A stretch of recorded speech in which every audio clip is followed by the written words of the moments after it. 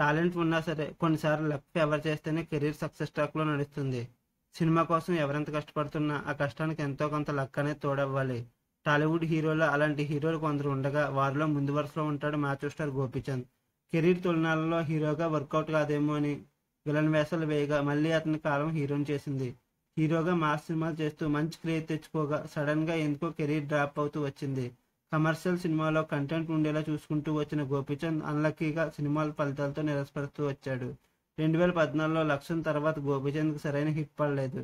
2015లో వచ్చిన జిల్ పర్వాలేదు అనిపించిన, ఆ తర్వాత వచ్చిన గౌతమ్నంద, పంతం, చాణక్య ఇవేవి పెద్దగా ఆడలేదు. 2021లో వచ్చిన సిటీ మార్తో మరోసారి మాస్ అటెంప్ట్ చేసిన గోపీచంద్ ఆ సినిమాతో బజ్ బాగానే వచ్చిన కమర్షియల్గా అది కూడా ఆశించిన ఫలితాన్ని ఇవ్వలేదు. ఇక 2022లో పక్కా కమర్షియల్ అని మారుతి డైరెక్షన్లో సినిమా చేశాడు. బాలీవుడ్ హిట్ సినిమా రీమేక్గా వచ్చిన ఆ సినిమా కూడా యావరేజ్గానే నిలిచింది. ఇక లాస్ట్ ఇయర్ వచ్చిన రామబాణం మరో పెద్ద షాక్ ఇచ్చింది. సినిమాల ఫలితాలు ఎలా ఉన్నా 2 ఏళ్లకు ఒక సినిమా చేస్తున్న గోపీచంద్ ఫైనల్గా భీమా సినిమాతో వస్తున్నాడు. ఈ సినిమాలో Kannada star director Harsha direct చేస్తున్నారు. కన్నడలో 15 ఏళ్లలో 10 సినిమాలు చేసినా అవన్నీ సూపర్ హిట్ కాగా అలాంటి డైరెక్టర్తో గోపీచంద్ భీమా అంటూ వస్తున్నాడు.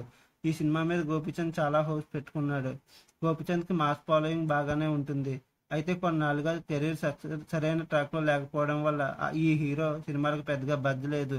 అసలు అయితే ఫిబ్రవరిలో భీమా రిలీజ్ అనుకున్నారు, కానీ ఎందుకో వాయిదా వేసుకున్నారు. సాలిడ్ హిట్తో గోపీచంద్ తిరిగి ఫామ్లోకి రావాలని ఫ్యాన్స్ ఆశిస్తున్నారు. మీకు నా వీడియో నచ్చినట్లయితే లైక్ చేయండి, షేర్ చేయండి, సబ్స్క్రైబ్ చేయండి, కామెంట్ చేయడం మర్చిపోవద్దు. Thank you.